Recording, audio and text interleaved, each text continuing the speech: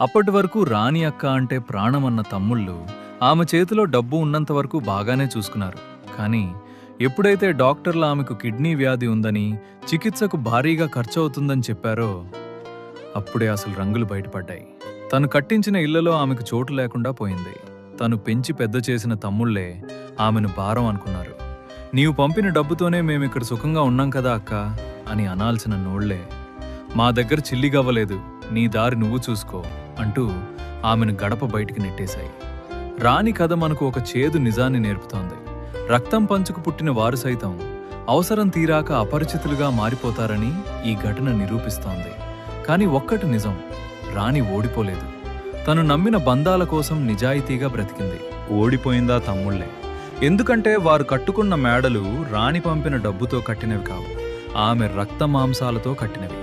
మనుషుల కంటే డబ్బుకే విలువ ఇచ్చే ఈ లోకంలో మానవత్వం అనేది కేవలం అలలం మాటల్లోనే మిగిలిపోతోంది. స్వార్థం ముందు రక్త సంబంధం వెలవెలబోతోంది.